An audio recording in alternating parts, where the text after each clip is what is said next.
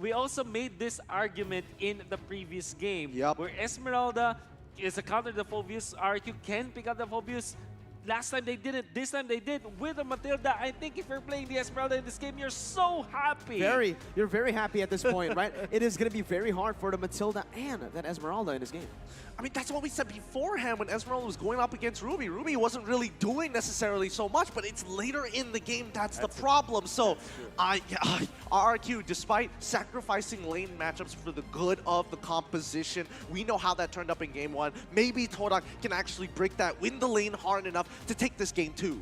Let's see what happens. Again, I feel like the Phobius pick is good and bad, right? Good because you're going against the 1-1 and the Lancelot. You're going to have a field day, but bad, you are not going to be able to survive the laning, or at least it's going to be very, very hard. But ladies and gentlemen, welcome to game number 2 of the upper brackets where Todak take on Rrq. Once again, I want to see it in the chat. Spam it, hashtag IndoPride or hashtag Malaysia Pole, because Yum's already going in for Clay very early on, maybe even getting the first blood here. Needs to be very careful. Okay. It is still Clay able to run away with the regeneration. Okay, I mean, so far it's pretty good. That's what Todak wants. A lot of this game from Todak is going to be predetermined by Yums as well as... Oh my goodness. Wait, they're still going to be fighting here. Chico's already... He's in some trouble if he keeps this up. He does not win this level 1.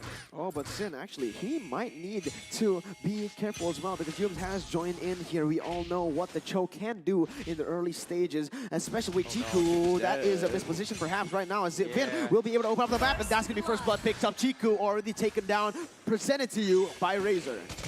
Okay.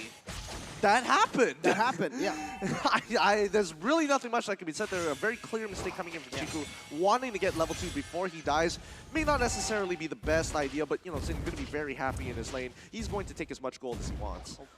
That was so close. That was so close. Vin did this thing called the man-to-man defense, at least I call it, where you do as a roamer. Position 5 is to just mirror where the opponent's roamer is. So you just really just man-to-man, just follow that guy so that you will not be able to make the moves. And as a Matilda, you're at least more, I would say, in the advantage because you can just poke easily. At the same time, you're a little bit faster as long as the Cho doesn't, you know, utilize that Jeet Kune Do as often. But the point is, you can defend your teammates so well with this Matilda just mirroring the movements of the opposing roamer. And that first few minutes, the 1 minute and 20 seconds, he was able to get the kill for himself and help his gold laner at the same time. Oh, but look at that. Yum's already going for the engage. It is going to be the Brilliance. The order popped in. Vin still able to run away with the guiding win as Moon will pop the black shoes. This is going to be Rrq actually going to go in for the turtle. We'll be able to get that. Now with R7, using the demonic force all the way onto Momo. He's actually might be able to get the kill onto him, but on the other side, it's just an all-out brawl as Rrq will just take the turtle and back away.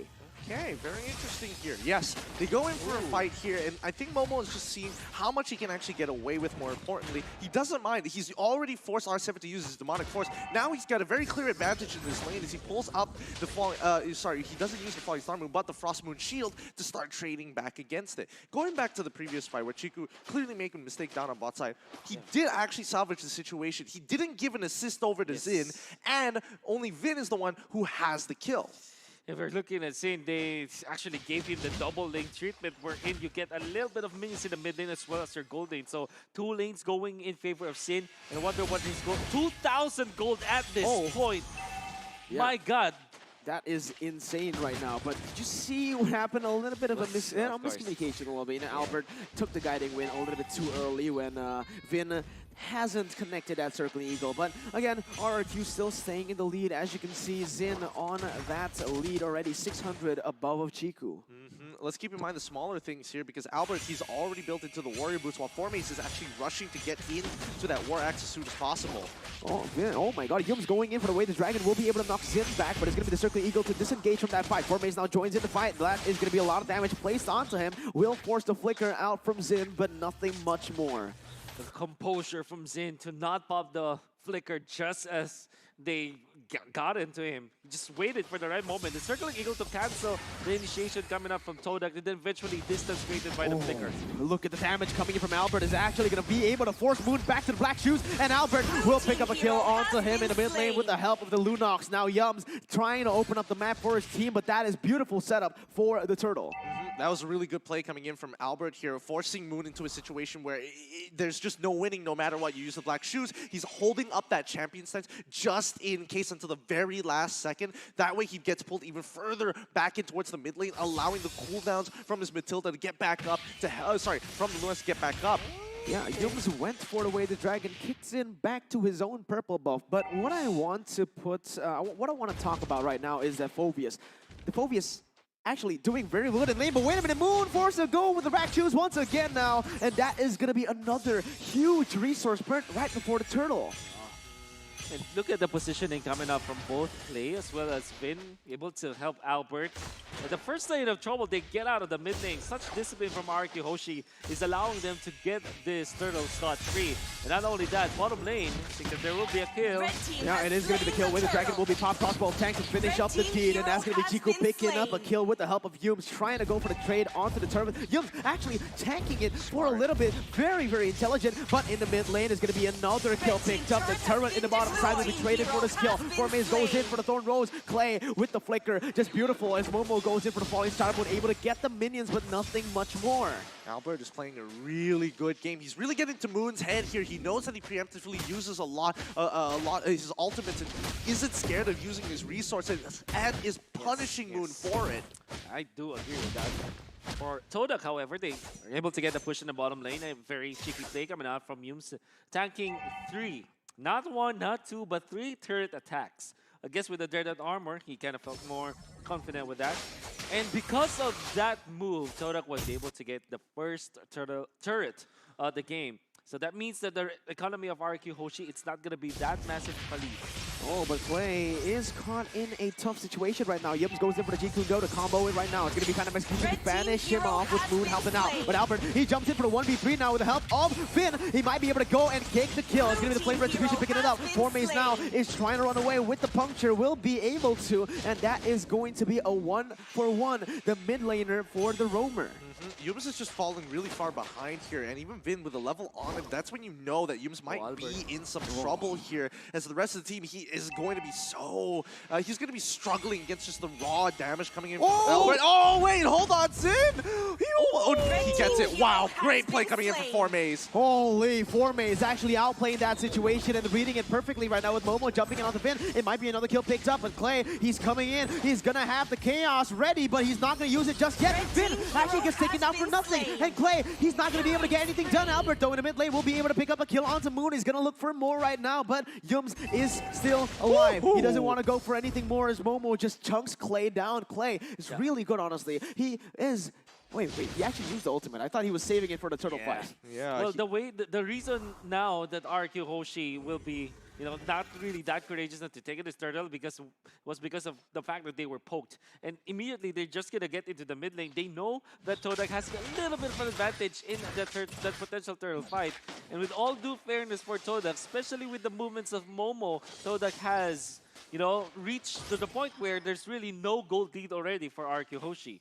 Yeah, very similarly to what we saw here. Wait, hold on. Chiku might get attacked straight away. No, R7, he's smarter than that. Very good. If it was me, I would have been like, spam that button. Give me that demonic force. I know you want to dash. But another turtle going to be going over to Rrq. Yeah, that read itself just made it very worth for the side of Rrq Hoshi. Because of that, they will be able to take the turtle and also defend the mid lane right now with Moon. Oh no! He's going to use the black shield. Actually, he's going to be turned around and Clay will be taken down. That's also been taken down. So now it is actually a 2-for-0. RRQ, do they want to take this right now with Yums going to the backside? R7 has the Purify ready. Now let's see what happens. Will RRQ go for the 3v4 right now with the bottom side pushing in? They need to defend and they won't go for a fight.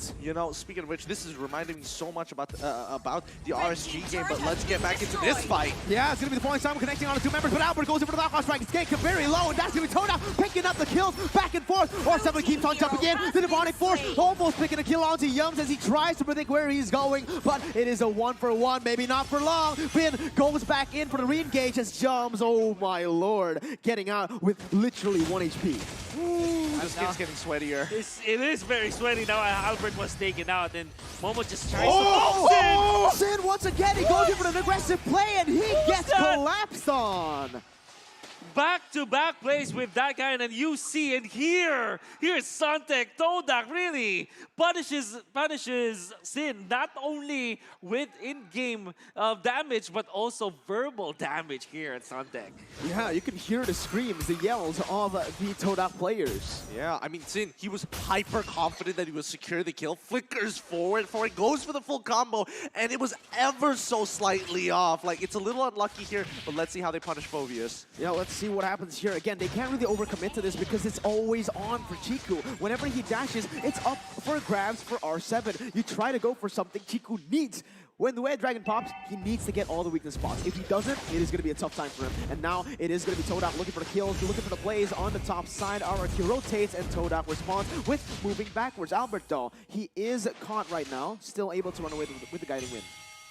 I mean, it's looking good. They've been playing this cross map for the side of Todak. It's working out really effectively. And now, as we can see, Albert is a level down compared to Formace, who's been actively farming despite the number of turtles Rrq has taken. And Todak, the entirety of Todak, they are taking more turrets compared to Rrq Hoshi. 3-0 for now, but Rrq Hoshi quick work of the Lord this time, sneaking it in. Oh my god, Moon actually popped the black shoes. Clay is going to go backwards, and that is going to be the peel! all-out engage coming in. Albert is still able to survive for now, but a Path of Execution will be able to take him down. R7 now caught in the bad situation, very, very low. Still able to use the Demonic Force to outplay for it a little bit more, but it's going to be Clay in the midst of it all. Take him down, and Chiku, look at Chiku! He's been pushing in, and he has the waves. He's going to be able to take that tier 2 turret down. Now, with this, actually, the Lord will be taken by Rrq, but Todak picks up the pace. Oh my goodness, Moon playing that situation so very dangerously.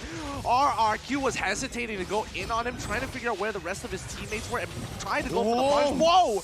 Moon, he takes the black shoes back, but it's still, look at this power from Momo, disrespecting the space. Oh, Formace. Oh, but look at that. Formace jumps in for the throw rolls, able to dodge it away, and Sin is coming back in, baby. Circling Eagle to the backside. Formace still able to survive for that, but the outplace comes in. Sin is in a 1v1. Momo's gonna get slain, and Clay will pick up the kill. It just keeps on going, baby.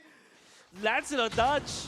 That last shot that would have killed him with the Thorn Rose. I think that's good coming out from Formace. And so far, he's 5-0-1, dishing the damage against Rrq Hoshi. Sin finally gets a good outplay. He already has got the Thunderbolt as well as this endless battle. We started the game as Sin just pulling ahead when it comes to the farm compared to this 1-1, but actually Chico guys already has got a little bit more gold over this Flint. Yeah, and right now Clay, all he just needs is magic damage. Oh, Moon! Yeah, Moon is gonna get collapsed on right there with Yums joining the fray. It's gonna be him popped down by the Demonic Force. There you go. R7 keeps on jumping around, and you finally see what this Phoveus is able to do in a game. Rrq! They want some more, and they're gonna get it. A 2-4-0. Yeah, Albert really wants to cut the retreat coming out from this 1-1, but will not be successful in doing so. All of our 2,162 viewers, big shout out to you guys. Yeah, that's a lot of viewers out there as we're getting closer and closer to that 3 million. Let's push for it because this is a game you got to watch. Man, oh man, just tell your parents, tell your family, tell everyone you know, because no one wants to miss what's happening here. It is just an all-out mechanical war. Yep. So far, the cross-map plays have been getting effective for Todak, but Rrq have been doing it really, really well, punishing Todak every single time for a mistake. And how much is Todak needing to sacrifice? Oh, let's see what happens here. It's going to be Vin jumping onto the circling Eagle. Momo doesn't want to take anything right now. He's just going to take that damage, move backwards, because again, no objectives on the board. This is what Rrq likes to do. Go for the stupid fights. I'm sorry to say, but it is stupid fights. That's what they like. That's what they thrive on, right? But Todak, they know you are aggressive. We'll just play it passive until the right moment comes up. They have the tools to punish Rrq Hoshi if ever Rrq Hoshi let's go for the quote-unquote stupid fights, right? They have the Esmeralda for a great punish. It's very strong at this point. Oh my god, Moon actually saving that black shoes, but maybe it might be fatal. Albert jumps in. Just like that, they're going to go in for the collapse. Yums goes in for the way of the dragon, but it's not going to be for naught. Ziku has nowhere to go. The yells and screams of Rrq come facing and tearing Todak apart, with Rrq basically going at it again onto the turret. It's going to be Formace making an incredible macro play to cut the waves before they can use it to take the turrets down. This was so good from Formace to kind of staunch the bleeding, put a band-aid on it, buy some time for the rest of his team, but he needs to get out of this. How How he's going to do it, I'm not entirely sure. Oh no, Phantom Execution to the backside. This is what he can do, but wait a minute! Okay, okay. Four-base! He doesn't do it! How? And how? Clay manages to survive that! Oh my goodness, give it to the man. Vin does it again. Favor plus guiding win saves Clay's life. Oh my god, that was very close. You see Forme is really confident in this game. Even though he died there, you can see his body language. He's so happy about his performance. However, Rrq Hoshi, quick work of the Lord once again, utilizing this Lunox as well as Paquito and Clint. So much damage on objectives, and Rrq Hoshi, this Lord is an enhanced Lord. This is not a booting. Oh my god, let's just take a look at the replay. Yep, let's look at this one more time here because the major problem about this entire situation is the fact is that Moon did not get the black shoes in time. He was expecting the demonic force to get on top of him, but Albert comes running through, double jab to close the distance and take him out before he realizes Moon has got to be more aware here. Yeah, but look at that. It's going to be the two-way push in the mid lane and the top side. The Lord entering the base right now, but it's going to be Formace using all of these resources to take the minions out. Now, with both turrets still alive, it's actually a great defense for the side of Todak, but for how long will this stand? Because look, Xin is playing with a passive little by little, poking it down, and might be the turret taken away. Boom, there you go, and Rrq controls the map once again. Yep, and this is where Rrq gets back their turn, the initiation, as well as the objectives coming in from Todak's side. They need to start pressing their advantage now. They've got the damage. They do got the damage. Sin is able to flicker away, baiting in Yums right now. A lot of damage placed onto the backside. With the demonic force of Kalak, and the knockout strike lands onto 3 members now. With Rrq going wild onto the base, it might just be another war. It's going to be Momo jumping in with falling air. Oh my god, Albert actually gets shut down right there. And Chiku, he's going to be flying. It is an all-out war, and it's going to be Todak taking the victory. Yep, they find the shutdown, but they got to clear top and bottom side. How long can they chase this for? There is no wave coming. Formace is not going to jump to him, but Momo, he's going to bait out another flicker, forcing it out of Vin. Rrq Hoshi managed only to take out the inhibitor turret in the mid lane, but the rest of the map was definitely defended by Todak, and that is good for Todak for sure. It'll be buying time for Chico, guys, to get more items. Maybe a defensive item. Well, does have the Athena shield already, or maybe shift it to something different. Maybe sell his boots whatnot. He is a gold laner anyway, so retribution is not that much of a need for him. Well, on the side of Rrq Hoshi, going for the Blade of Despair. Sane was already able to get that. Maybe get a Wind Talker. I think it's his next item is looking for. And interestingly, Vin went for the Blade Armor. Well, let's not forget, Clay, he decided to go for the Necklace of Durance, allowing Albert to get hyper-aggressive and take as many damage items as he needs because he's going to have to buy the utility, which is costing them a little bit because Momo, yes, he can sort of take the damage overall and has purchased the Antique Cuirass to try and reduce the amount of damage Albert is going to get at, but Clay will not be able to chunk him out like he did in game number 1. Absolutely. Let's see it again right now. Rrq will look to try to micromanage every single way, but as I said, man, Moon getting into this late game, Chiku as well. This is going to be really hard for both of the teams. Both of them need to target select really well, all right? Because if Rrq Hoshi, if Xin and Clay gets left untouched in the back line, they will be able to shred. Same thing goes for Todak. They need to focus on Chiku. They need to focus on Moon. Their front line deals damage, yes, but the most of it comes in from that back line. Looking at the side of Todak, they do have great ultimates up when it comes to like taking out the members of Rrq Hoshi. They still have this Way of the Dragon that can be followed up by the Falling Star Moon, or maybe, of course, the ultimate coming up from the 1-1 that will take not long time to get a kill. Oh, look at that. It's going to be Yums going in for Clay right now with the combo wombo coming in as a Wind Truncheon to bait all the abilities down, and Rrq goes wild. That was a beautiful Wind Truncheon by Clay to buy him a little bit more time. R7 goes in for the demonic force all over the place and is able to pick up the jungler, but Chiku is all alone on the bottom side. He's trying to get an inhibitor turret, but he is going to fall. Maybe not though. Chiku, we've seen it before. Will he be able to do it again? Crossbow tag is ready. Triple kill has been popped. The immortality has been popped, but Chiku, he's bit off too much than he could chew. It's Rrq wiping Todak out in game 2. After 18 minutes of complete crazy brawls, we have finally got the conclusion, and Rrq are standing strong in this game. They are looking for the end, and they're going to push themselves onto match points. That was a good game. That was a good game. Todak taking a second round at Rrq, getting a little bit further this time. But at the end of the day, Rrq still stands up on top. You gotta give it to Albert every single